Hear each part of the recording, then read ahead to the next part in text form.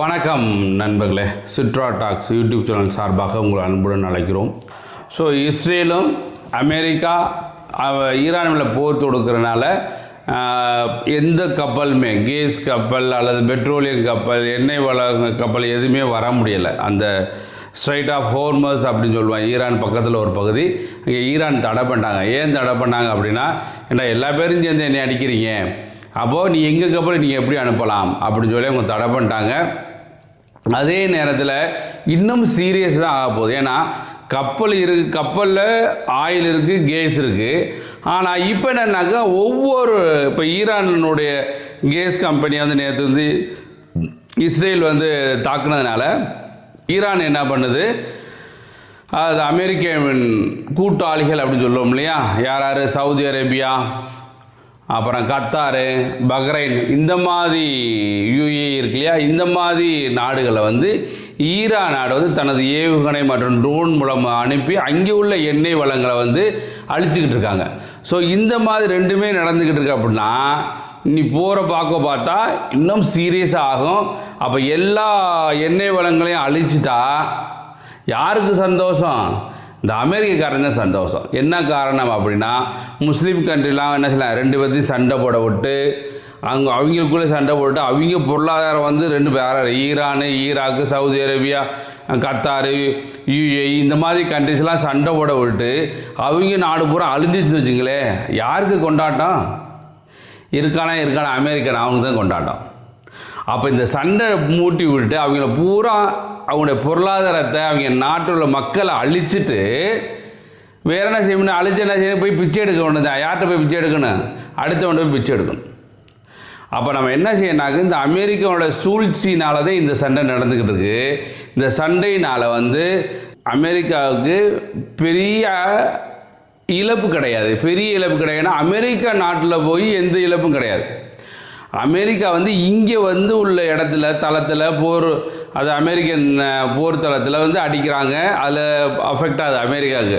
ஆனால் பெரிய அளவில் யாருக்கு பொருளாதாரம் மக்கள் அளவில் யாருக்கு அஃபெக்ட் அப்படின்னா, யாருக்கு இழப்பு அப்படின்னா, இந்த முஸ்லீம் கண்ட்ரி ஆகிய இந்த வளைகுடா நாடுகளுக்கு தான் பெரிய இழப்பு.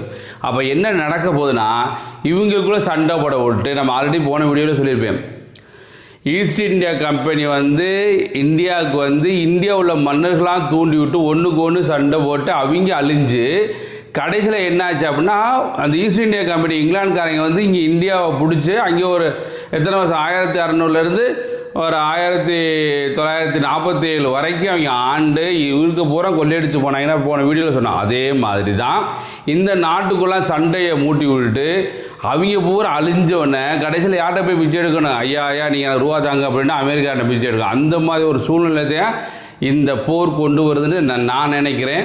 அதனால் இந்த நாடுகள்லாம் சேர்ந்து அமெரிக்கா நீ வெளியில் போ, நாங்கள் அடிச்சுக்கிறோம், பிடிச்சிக்கிறோம், நான் பேசிக்கிறோம், நீ வெளியில் போகிறான்னு சொன்னாதான் இந்த போர் ஒரு முடிவுக்கு இந்த வளைகுடா நாடுகளுக்குள்ளே ஒரு ஒப்பந்தம் பண்ணிக்கிட்டு அவங்களுக்குள்ளே இருந்தாங்கன்னா கண்டிப்பாக இன்னும் பெரிய பணக்கார நாடுக்கு வரவுக்கு வாய்ப்பு இருக்குது.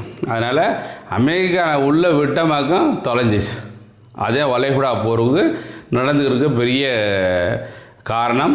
அதனால் என்ன இந்த உலகமே நல்லபடியாக இருக்கணும். முக்கியமாக இந்த வளைகுடா நாடுகளுக்குள்ளே எந்த சண்டையும் வரக்கூடாது அப்படின்னு நினச்சிங்கனாக்க அமெரிக்காவை அந்த வளைகுடா நாட்டிலேருந்து துரத்தி அடித்தா தான் அந்த வளைகுடா நாடுகள்லாம் சுபிட்சமாக அமைதியாக இருக்கும்.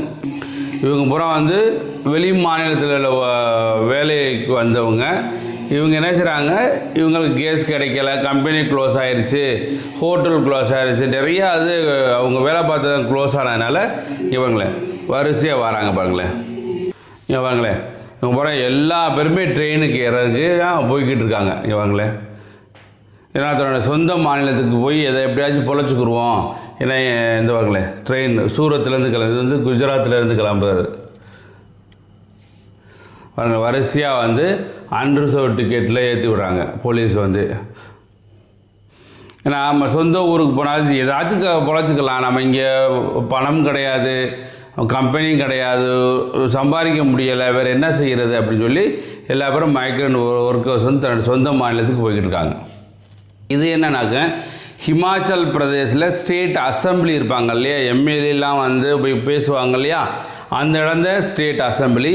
அங்கேயும் கேஸ் கிடைக்கிறதுனால ஃபுல்லாக என்ன விறகு அடுப்பு வச்சு தான் சமைச்சிக்கிட்டு இருக்காங்க. இது வந்து ஒரு ஹிமாச்சல் பிரதேச அந்த சட்டசபையில் கேஸ் இல்லாதனால இவங்க என்ன பண்ணுறாங்க அப்படின்னா இந்த விறகு அடுப்பை வச்சு ஃபுல்லாகவே அவங்க சமைச்சிக்கிட்டு இருக்காங்க.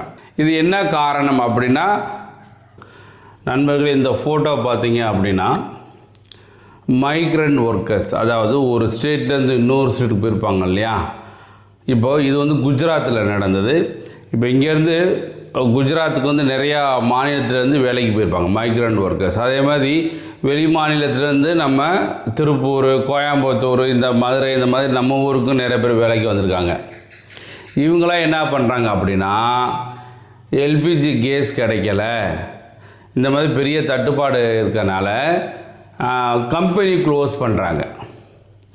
அப்போ கம்பெனி க்ளோஸ் பண்ணுறாங்க, ஹோட்டல் க்ளோஸ் நிறைய பேர் ஹோட்டல்லே நிறைய பேர் வேலை பார்க்குறாங்க. அப்போ ஹோட்டலும் க்ளோஸ் பண்ணுறதுனால அவங்களுக்கு வேலை கிடையாது.